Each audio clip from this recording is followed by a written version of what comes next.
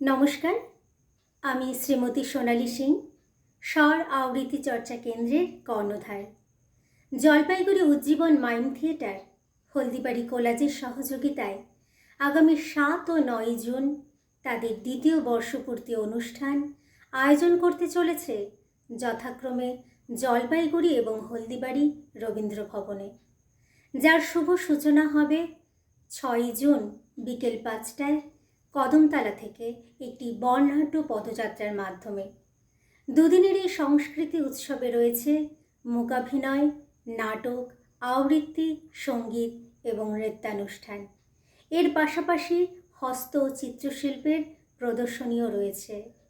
আমি আমার স্বর আবৃত্তি চর্চা কেন্দ্রের ক্ষুদে শিল্পীদের আবৃত্তির ডালি নিয়ে উপস্থিত থাকব আপনাদের মনোরঞ্জনের জন্যে। আপনাদের সকলের সাদর আমন্ত্রণ রইল।